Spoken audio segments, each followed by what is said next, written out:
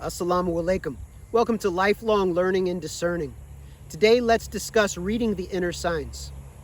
We know that per Quran, we are told to read, Iqra, to read the outer signs, to read the inner signs. The outer signs include sun, moon, stars, include the sky and the horizon, include the land and the land forms, include the water, the rivers, the sea, the ships upon the sea, the buildings, the places of the ancients, those who have come before us, who previously walked the earth.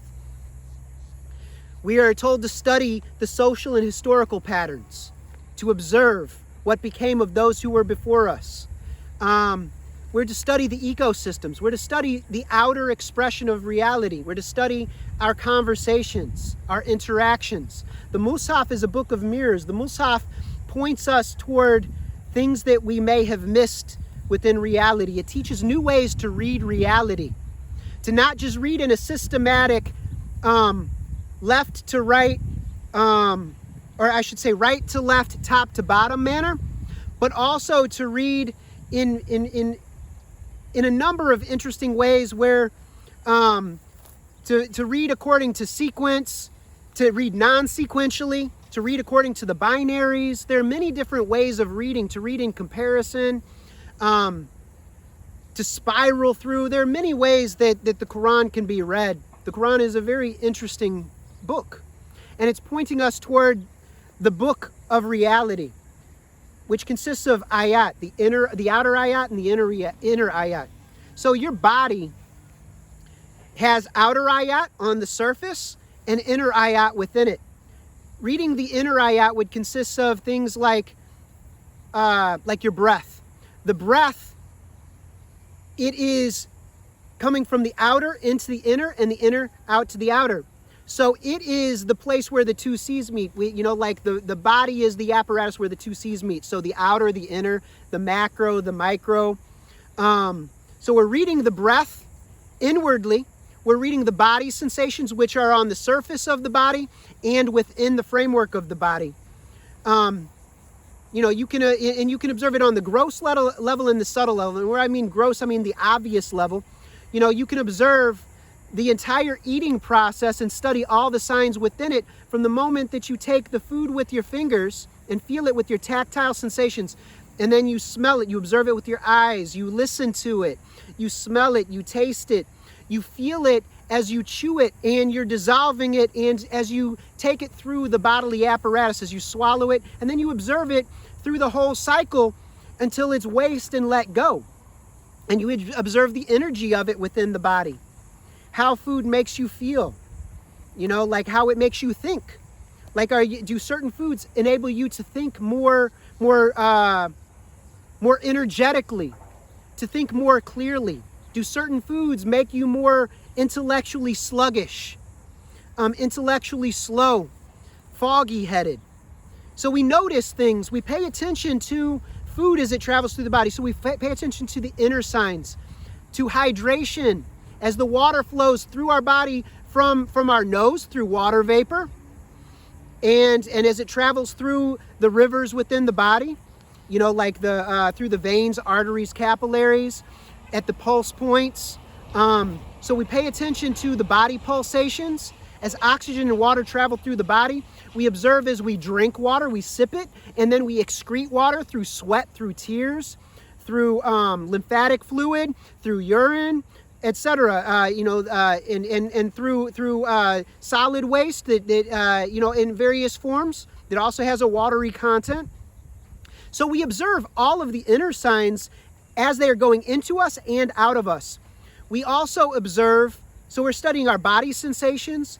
We're studying, and every single thought you have, every emotion you have automatically has breath threading through it and body sensation threading through it.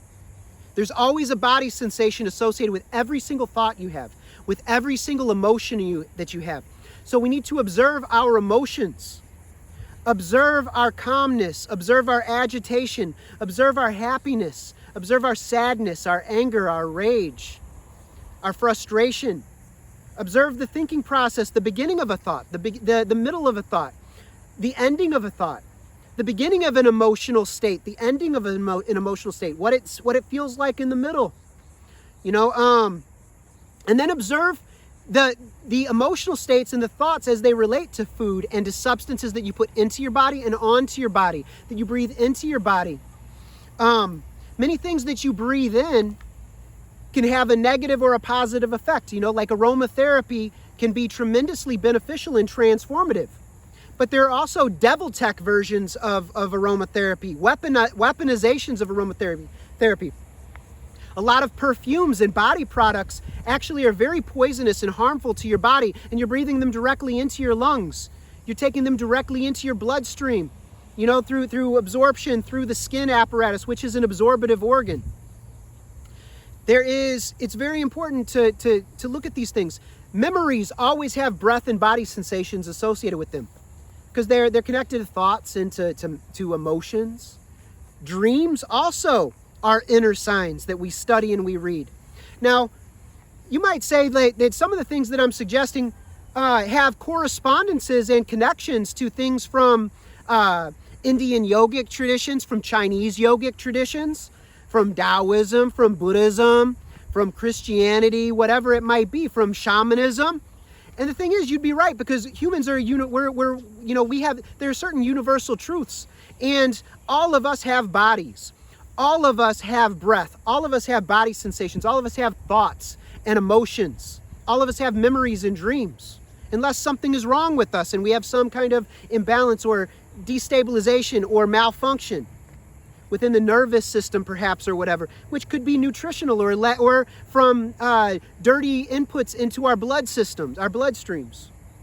So I want us to consider that there are many different ways, there are many inner signs and ways of reading the inner signs, and there are contemplative traditions that have developed all across the world.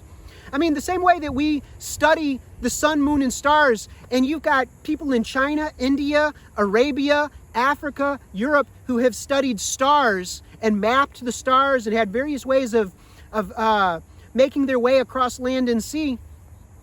We always take the best from other traditions, and we find ways of synthesizing new information and using what is beneficial. We should automatically study our body. Whatever Allah has given us, we need to be studying it and contemplating it and appreciating it. Be present, mindful, and appreciative. Read your body sensations. Read your breath. This is something sorely lacking within the Ummah right now. And we have tremendous potential for us, and we have all the source texts within Quran and Hadith, and all we need to do is access it and see it, and it's like, wow, because right now we need to be more embodied. We need to come into our body, and we need to read our sensations and our breath properly. We need as many people to become enlightened and spiritually mature as possible, as rapidly as possible, to avert the deepest disaster, to come out of it. So before ending, I'm going to just discuss a little bit about being embodied. So first off, don't fear studying comparative histories, comparative religions, studying anthropology, etc. Don't let people trick you into being fearful to study the human condition and to study what it means to be human. If you have the truth, if your system is true, you should be able to stand up against any falsity and see through it. And you should be able to utilize your intelligence to work through it. And you should be able to pray through any storm. So don't give in to fear, and utilize the excellent tools around you. But above all, I would say, if you have a problem with other systems in the way that they contemplate the breath and the body and body sensations, the way that they stretch, the way that they relax the body and develop calm and concentration and develop their memories, then let's cultivate and develop the best Islamic methodologies that have ever been seen, and the best human expressions that are ethical and pure.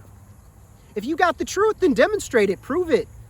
Right guidance has very clear, real signs, just like misguidance is very clear and evident.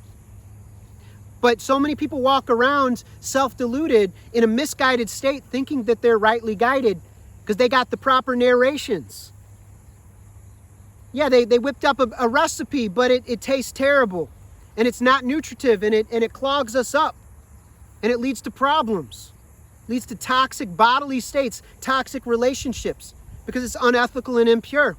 So we need to take it back, and we begin with reading reality properly, beginning with the inner signs. So learn to read your breath, learn to read your body sensations, learn to study, observe your pulse points, observe your palms. Observe the soles of your feet. Observe the temples. Observe your forehead. Observe your eyes. With your mind's eye, with your awareness.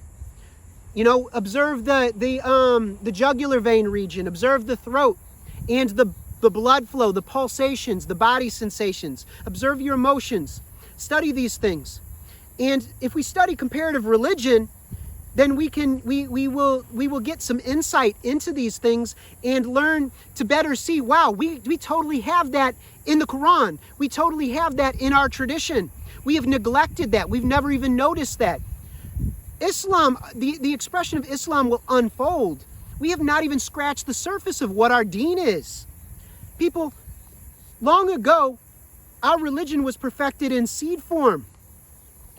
It is illogical to believe that the tree was fully grown and in fruition at the very beginning. The tree comes to fruition after long struggle under the proper conditions. The garden needs cultivation to bring forth the perfection, its maturation, its beautification.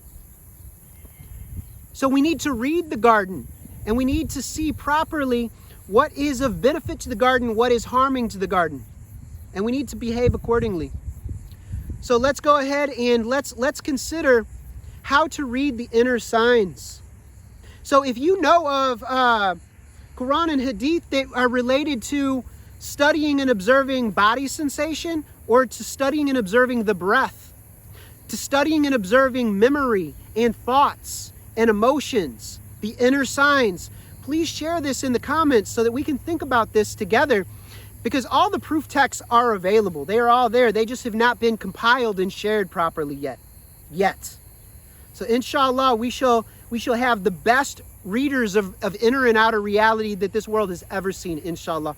Till next time, assalamu alaikum wa rahmatullahi wa barakatuhu.